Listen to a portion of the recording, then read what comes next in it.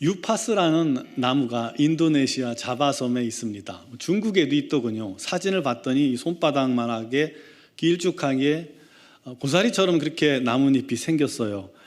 그런데 이 인도네시아 밀림에서는 이 나무가 30m까지 자란다고 합니다. 아주 무성하죠. 나무가 크고 울창하면 좋죠. 그런데 이 나무는 좋지 않습니다. 왜냐하면 그 나무 주변에 다른 식물이 살 수가 없기 때문입니다. 울창해서 햇빛을 못 받아서 그럴 수도 있고, 또 나무 뿌리가 워낙 많이 퍼져 있어서 양분을 흡수 못할 수도 있고. 근데 결정적인 것은 이 유파스 나무가 독성이 있는 나무입니다. 이 유파스 나무에 그 수액이 독이 있습니다. 그래서 과거부터 이 수액을 화살촉에 찍어서 사냥을 한다든가 전쟁터에서 그 독 묻은 화살을 쏘면 그 화살 맞은 자리에서 피가 솟구쳐 고통 속에 죽는 그러한 독이 있다고 합니다. 그래서 잎이 떨어진 주변은 아무것도 살 수 없는 나무입니다. 예수님께서 십자가에 달리셨을 때에 그 십자가는 마치 유파스 나무처럼 모든 생명을 집어삼키는 죽음의 나무였습니다. 십자가에 달린 자들은 다들 처절한 고통과 비명과 함께 죽을 뿐만 아니라 저주받은 자라는 그러한 낙인과 함께 비난과 멸시의 대상이었죠. 그러니 가족마저도 십자가에 달린 가족들을 외면할 수밖에 없는 겁니다. 부끄러운 거예요. 아무도 십자가 밑에 십자가 가까이 나아가지 않으려 했던 겁니다. 피가 흐르죠. 죽음의 기운이 감돌고 있죠. 울부짖는 그런 소리와 거친 숨소리, 신음소리, 그리고 사람들의 비난이 있는 곳, 피비린내가 진동하는 곳, 그곳에 누가 가까이 가고 싶겠습니까? 그래서 예수님께서 달리신 그 십자가 밑에는 그토록 예수님을 사랑한다고 하고 예수님을 따른다고 하고 예수님과 함께 죽으러 가자고 외쳤던 그 제자들이 한 명도 남지 않고 다 뿔뿔이 흩어져 도망치고 말았습니다. 예수님의 제자임이 들통나면 비난받고 자기들도 십자가에 달릴까봐 그 생각만 해도 두렵고 가슴이 떨리고 다리가 떨려서 참을 수가 없었던 거죠. 십자가로부터 멀리 도망쳐야만 했습니다. 살기 위해서 말이죠. 그런데 그런 십자가 밑에 오늘 말씀해 보니까 그 십자가 곁에 사람들이 모인 겁니다. 바로 예수님의 어머니와 예수님의 이모 살로메와 글로바의 아내 마리아와 막달라 마리아, 그리고 예수님의 사랑하는 제자 요한이 그 십자가 곁에 있었습니다. 다들 누구보다도 예수님을 사랑한다고 자부하던 사람들이죠. 그런데 어떻게 그들이 그 십자가 곁에 있을 수 있을까요? 군인들도 지키고 있었을 텐데 말이죠. 과거에 레바논 전쟁 때 양측 민병대가 베이루트 시내를 돌아다니면서 치열하게 공방전을 펼쳤습니다. 그래서 남자들은 무기를 소지하지 않으면 거리를 활보할 수가 없었습니다. 하지만 여자들은 달랐어요. 여자들은 가족의 생계를 책임지고 마음껏 길거리를 다니고 생필 부분을 사러 다니고 돌아다녔습니다. 활동을 했습니다. 그럴 수 있었던 이유가 민병대들이 여자들을 적으로 여기지 않았기 때문입니다. 아마도 십자가 밑에 찾아온 이 여인들도 군인들이 제재하지 않은 것은 그들에게 큰 적의가 없었기 때문입니다. 예수님은 이 로마 군인들에게는 유대인의 왕이란 별명을 붙여준 것처럼 이스라엘의 독립을 꿈꾸는 자로 그렇게 여겨졌습니다. 유대인들에게는 어떠한 혁명가요, 그리고 신성 모독자로 여겨졌습니다. 그러므로 예수님과 함께 모여 다니던 제자들은 위험인물로 취급되었겠지만 반면 여인들은 그렇게 위협적인 존재로 여겨지지 않은 겁니다. 근데 여기서 한 가지 의문점은 예수님의 제자 요한이 어떻게 그곳에 함께 있었냐는 겁니다. 어떤 사람은 유력한 배우가 있어서 그 백으로 예수님 앞에 나왔다라고 말하기도 합니다. 하지만 아마도 이 요한이 가장 막내였어요. 젊었어요. 젊은 청년이고 한마디로 군인들이 보기에는 좀 애송이 청년처럼 보였을 겁니다. 게다가 여인들을 모시고 왔기 때문에, 나이 든 여인들을 모시고 왔기 때문에 허용되지 않았나라고 생각이 되어집니다. 그들 중에 예수님의 어머니 마리아, 아무리 사랑하는 아들이라 할지라도 온몸이 다 찢기고 빨갛게 피투성이로 물들어갖고 죽어가는 그 아들을 곁에서 지켜보는 것은 결단코 그건 쉬운 일이 아닙니다. 제가 젊었을 때 찢어져 가지고 이게 꼬매고 거기다가 이제 소독을 하는데 피가 많이 났습니다. 근데 그때 제가 좀 놀랐나 봐요. 꼬매고 있는데 나도 모르게 그만 핑 돌더니 쓰러질 뻔했어요. 쓰러지진 않았는데 막 속이 다 뒤집어지더라고요. 그 이후에 트라우마처럼 피만 보면 제 막 속이 뒤집어지는 것을 느꼈습니다. 가슴이 두근거리고요. 지금은 괜찮습니다만, 여러분, 피만 봐도 그런 느낌을 받을 수 있는데 십자가에서 죽어간 만신창이가 된 그 아들을 바라보는 어머니의 마음 어떻겠습니까? 아마 예수님의 고통은 곧 어머니의 고통이었을 겁니다. 똑같이 느끼고 있었을 겁니다. 저희 큰애가 학생 때 이게 쇄골이 부러진 적이 있어요. 친구하고 놀다가. 그래서 병원에 응급실에 데리고 갔더니 사진을 찍어보더니 뼈를 맞춰야 된다고 하더라고요. 그러더니 아이를 데리고 어떤 방으로 들어갔습니다. 아빠는 들어오지 말고 나가 있으래요. 건장한 의사 2명이 같이 들어가더니 잠시 후에 으악 소리가 나고 막 흐느끼는 거예요, 얘가. 그 소리가 2번 나더라고요. 또 으악 하고 흐느끼고요. 그런데 그 순간 곁에서 바깥에서 듣고 있는 제 뼈가 다 분리되는 느낌이었고 제 뼈가 다 부러지는 그런 느낌을 받았습니다. 그 아픔이 그대로 느껴졌어요. 그게 부모잖아요.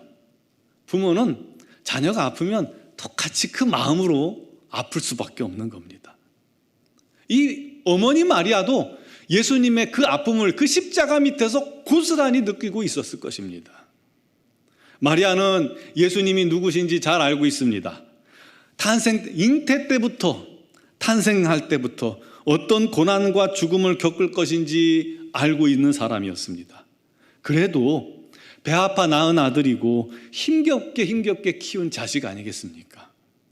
누가복음 2장 35절 말씀에 칼이 내 마음을 찌르는 듯 하리라 한 말씀처럼 아마도 예수님의 죽음을 바라보면서 칼로 가슴을 후벼 패는 듯한 그러한 고통 속에 있었을 것입니다. 하지만 마리아는 하나님의 은혜로 그 고통의 시간을 버티고 있었던 것이죠. 예수님 밑에서요. 사랑하는 성도 여러분, 십자가는 유파스 나무처럼 모든 사람을 죽음에 이르게 하는 그런 나무였지만 예수께서 그 위에서 보혈을 흘리고 피를 흘리고 죽으심으로 말미암아 십자가는 이제는 우리를 살리고 인류를 살리고 생명을 살리는 그런 십자가로 변하게 된 줄 믿으시기 바랍니다. 그래서 그 십자가가 오늘 우리에게 얼마나 친근합니까? 저 뒤에 달린 십자가 얼마나 친근합니까? 여러분, 성경 읽기에서 나눠드리는 그 십자가 차에 하나씩 다 달아놓고 계시죠? 얼마나 예쁩니까? 무지막지한 그런 사형들이 어느덧 가까워진 겁니다. 예수의 피가 바꿔놓은 겁니다. 전에는 사람들이 멀리 피해가는 십자가였습니다. 사람의 생명을 죽이는 십자가였습니다. 그러나 이제는 십자가 곁으로 가까이 나아오는 자가 생명을 얻습니다. 그게 예수께서 십자가를 기꺼이 지신 이유입니다. 그렇다면 저와 여러분들은 지금 그 십자가 어디쯤 서 계십니까? 혹시 멀찍이서 팔짱을 이렇게 끼고 여전히 나의 십자가, 주님의 십자가 전혀 관심 없는 듯 구경하고 있지는 않으십니까? 아니면 제자들처럼 십자가가 두렵고 무서워서 도망치고 있지는 않았습니까? 아니면 그 밑에 서 계십니까? 아니면 힘들더라도 한 걸음 또 한 걸음 십자가 가까이 나아가고 계십니까? 사랑하는 성도 여러분, 우리 십자가 가까이 나아가길 바랍니다. 왜냐하면 거기에 생명이 있기 때문입니다.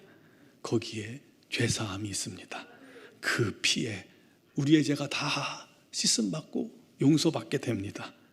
그 십자가에 달린 예수님만이 우리를 구원하고 우리를 치유하고 우리를 낫게 하고 우리에게 새 생명 주심을 믿으시기 바랍니다. 오늘 말씀에서 우리가 또 한 가지 주목해야 할 것은요, 십자가 위에서 어머니를 부르신 예수님의 호칭입니다. 뭐라고 불렀냐면 여자여 보소서 아들이니이다 라고 불렀습니다. 아니, 엄마를 부르는데 여자여가 뭡니까? 여자여. 제가 아마 그랬다면, 죄송합니다, 싸가지 없다고 어디 귀싸대기 한 대 맞았을지 모르는 그런 상황입니다. 우리 정서로는요. 그런데 여자라는 말이 헬라어로 귀나이라고 하는데 이게 굉장히 극존칭으로 쓰일 때도 있고요, 때로는 죄인을 부를 때도 쓰기도 합니다. 다양하게 쓰기 때문에 뭐라 딱 단정 지을 수 없어요. 예수님께서 가늠한 여인을 부를 때도 여자여라고 불러주셨기 때문입니다. 그런데 주님께서 여자여 하고 어머니를 부른 적이 2번이 있습니다. 이 십자가에서 한번 불렀고 또 한 번이 있어요. 언제죠? 공생애를 시작하기 직전에 예수님 공생애를 시작하시면서 가나의 혼인잔치에 가신 적이 있으시죠. 그때 예수의 어머니께서 지금 이 잔치집에 포도주가 떨어졌다라고 말하니까 우리 주님께서 어머니에게 그렇게 했습니다. 여자여, 내 때가 아직 이르지 아니하였나이다. 그리고 죽음 앞은 이 십자가 위에서 또다시 여자여, 아니 살갑게 어머니 하고 불러주면 얼마나 좋아요. 마지막인데 죽기 전에. 그런데 또 여자여 하고 말했습니다. 왜 그랬을까요? 그 이유는 이 2 시점은 예수님의 공생애를 시작하는 시점이요, 공생애를 끝내는 구원을 완성하는 이 2 시점은 우리 주님께서 한 여인의 아들로서 서 있는 순간이 아니었기 때문입니다. 온 인류를 구원할 메시아로서의 첫걸음에 여자여라고 불렀고, 구원을 완성한 마지막 시점에 어머니를 향해 여자여라고 불렀습니다. 그것은요, 창세부터 예언된 하나님의 말씀을 이루기 위한 부름이었다는 겁니다. 왜냐하면 아담의 범죄 후에 하나님께서 사단에게 이렇게 말했습니다. 창세기 3장 15절에 내가 너로 여자와 원수가 되게 하고 내 후손도 여자의 후손과 원수가 되게 하리니 여자의 후손은 내 머리를 상하게 할 것이요 너는 그의 발꿈치를 상하게 할 것이니라. 여기서 여자의 후손이 누굽니까? 그리스도 메시아, 바로 예수님입니다. 여러분, 성경에서 족보는요 남자의 후손으로 기록됩니다. 아브라함이 이삭을 낳고 이삭이 야곱을 낳고 야곱이 요셉을 낳고 그러잖아요. 그런데 예수님은 남자를 알지 못한 동정녀 마리아에게서 낳았기 때문입니다. 그래서 예수님은 여인의 후손이 된 겁니다. 여러분, 메시아의 조건, 그리스도의 조건 중에 하나가 여인의 후손이에요. 아주 중요한 조건입니다. 그러므로 여자여 하고 부르신 것은 예수께서 스스로 자신이 메시아 그리스도임을 증거한 겁니다. 창세기 3장 15절 말씀대로 구원이 이제 그 십자가에 성취되었음을, 창세기 3장 15절 우리 하나님께서 예언한 그 구원의 역사가 여기서 마치게 되었음을, 완성되게 되었음을 선포한 그러한 의미가 있는 말입니다. 마리아는, 어머니 마리아는 바로 그걸 알고 있었던 거예요.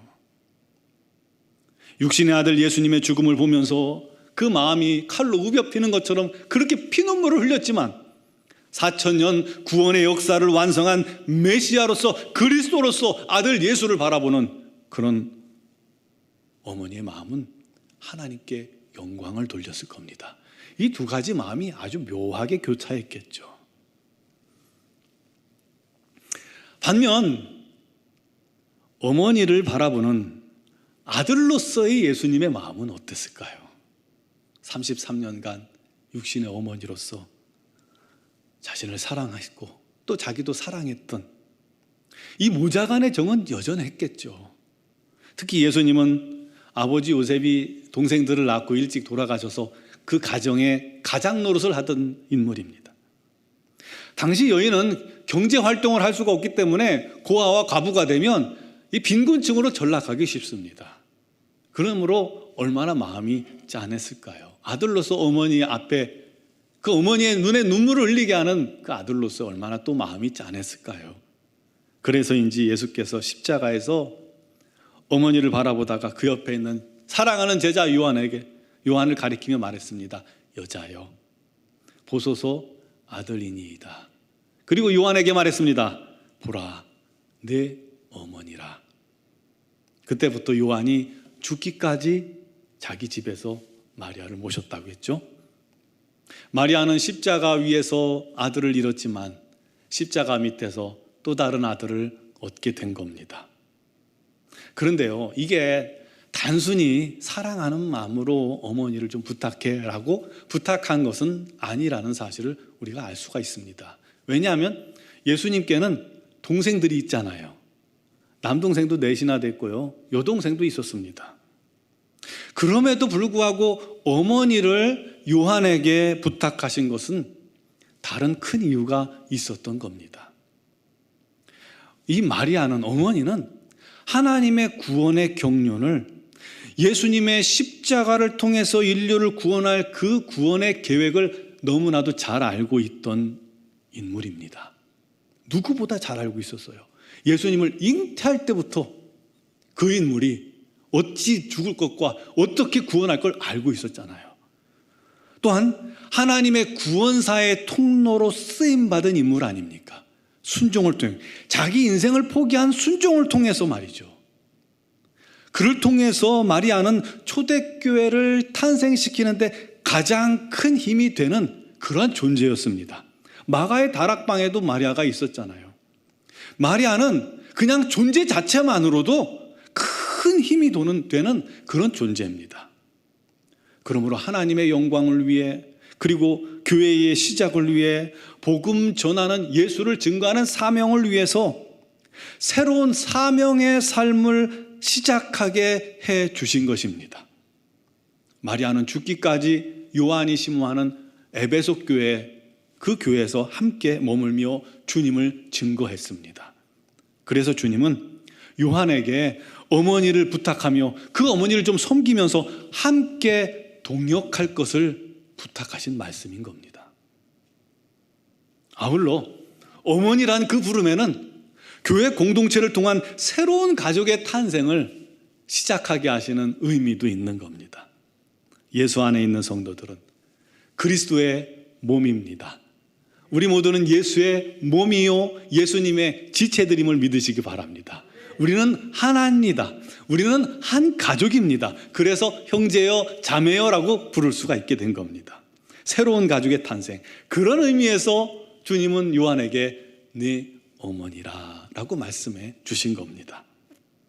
사랑하는 성도 여러분, 예수님은 가만히 보니까 십자가 위에서 그 고통 속에서도 자신을 위해서 단 한마디 하지 않으셨고, 자신을 위해 단 한순간도 시간을 보내지 않으셨습니다.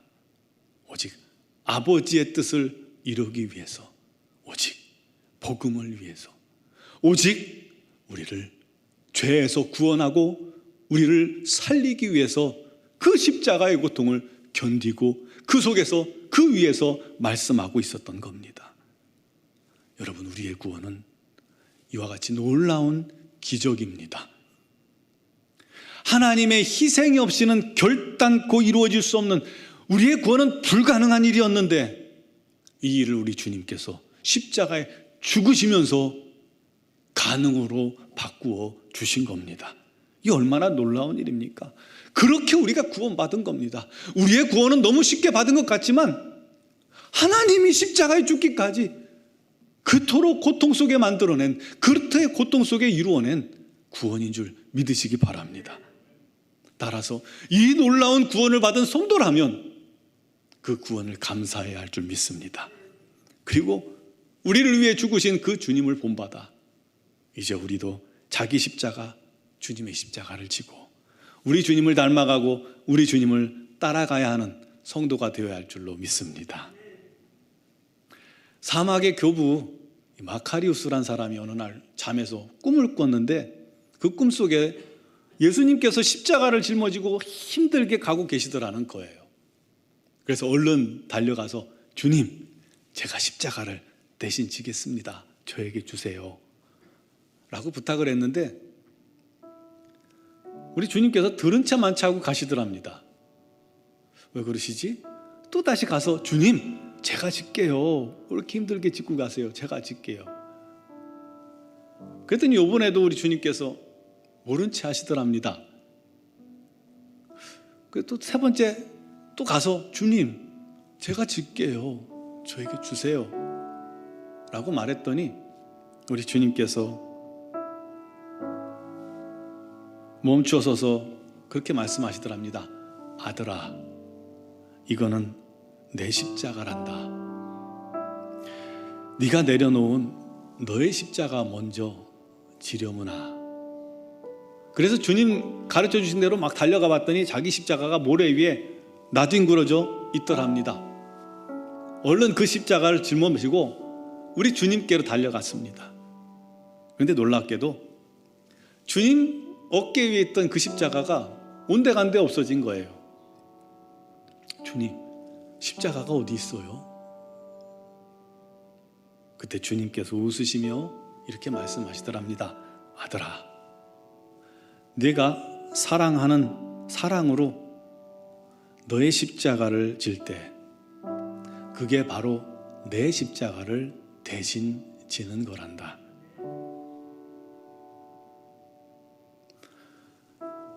그냥 나의 십자가인 줄 알았는데 그게 우리 주님의 십자가랍니다.